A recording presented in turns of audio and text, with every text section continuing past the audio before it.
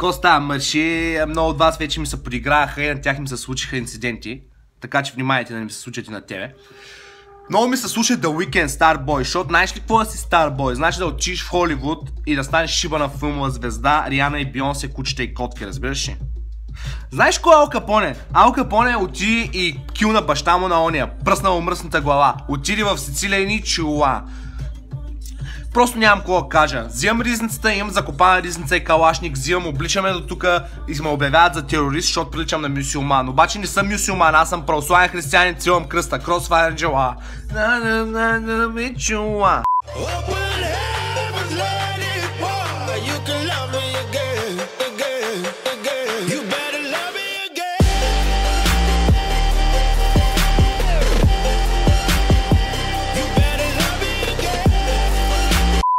Лабаво и чула. Лабаво хора!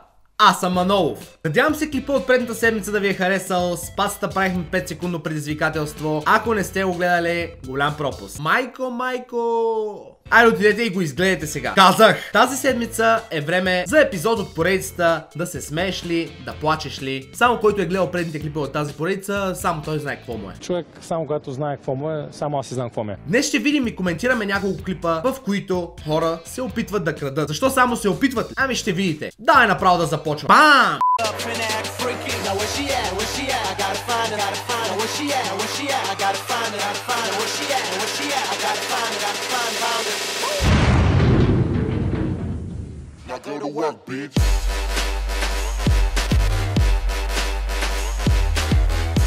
Така както вече казах, днес ще става въпрос за крадци и кражби. Да, знаете как е, на всеки му се е случило в живота да му откраднат нещо. Статистически обаче се оказва, че 80% от случаите е по вина на жертв. В смисъл, че е заради по невнимание, разсеяност. Тоест какво се оказва, че 80% от случаите те не ви го крадат, вие просто им го давате. В момента не крадем. Ние се взимаме, това не е кражба. Да, не изключвам останалите 20%, в които вие сте заключили 12 ключалки от вас, имате 2 питбула и 3 аларми активирани и те пак ви разбиват и ви вземат плазмата. Да, не изключвам и че си заключвате колелото с 3 синджира и пак ще се намери някой, който да дойде с глушлайв в центъра на града пред 20 000 човека да среже синджирите и да вземе колелото. Как? Естествено не ги изключваме тези случаи, но в тях, за жалост, няма какво да направите, освен да...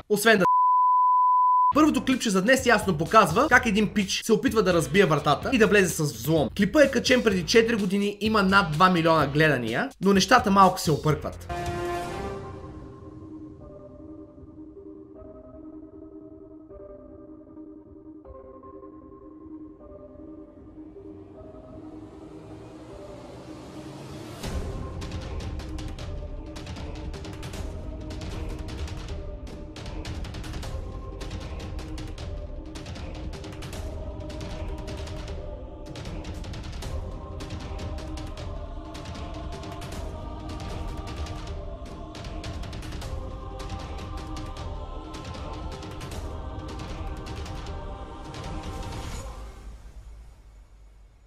What the fuck? Първо, кой е направил тази врата? Кой? Уволнен е. То това не са врати, човек. Това е ограда, окей? Но в крайна сметка от тези врати има някаква полза, човек. В смисъл, в този случай не ти трябва сот. То това е врата капан, тръгват да разбиват. Вратата пада, заклещва човека. Няма мърдане. Няма къде да отиде. Взе си козия крак и направо избяга. Той като видя входната врата, човек, как да продължи нататък? То сигурно ако влезеш в къщата, тръгнеш да се качваш по стълбите и 4-то и 7-то стъпало липсват. Пак капани такива. Спънеш се, прибиеш там като куче. Казах куче, забележете, че в цялата картинка има и куче. Което кучето е по-безполезно дори от вратата в случая. Приближи се, отиди да види какво става и избяга.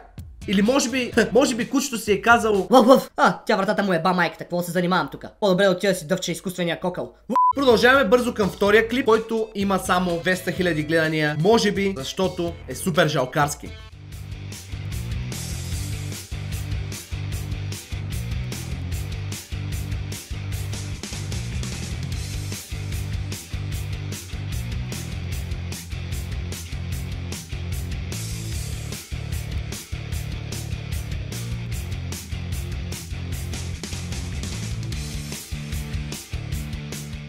Значи той е в магазин за мебели. Първо се опитва да вземе кутията за дарения, но не успява, защото тя е забита за масата. Той той пича оттам трябва да изходи, че нещата няма да свършат добре. Защото кой си забиват кутията за дарения в масата? Дори в Макдоналдс са вързани с някакви въженца. Аре, моля те. Но той не се отказва и взима лаптопа. И кой го спира? Зарядното за лаптопа. Как? Евала на човека, който е измислил геобразните зарядни за лаптопи. За първи път признавам, че има някаква полза от тях, освен да се спънеш и да се прибиеш у вас, като станеш от стола. Това ако беше лаптоп на Apple с тези техните тъпи магнити, той вече щеш да се стигнал до тях. И продавачката е безценна. Вече хваща го, скача отгоре му, ръцете отзад поставят. Тя курсове ли е карала? Какво? Много филми с Джеки Чан ли е гледала? Не мога да разбера. Със сигурност е много по-добра от онзи полицай, който коментирахме в предния клип. Сещаш се. Бам! И така третия клип е доста мистериозен, защото е и доста кратък, като цяло нищо не се разбира. Вижте го.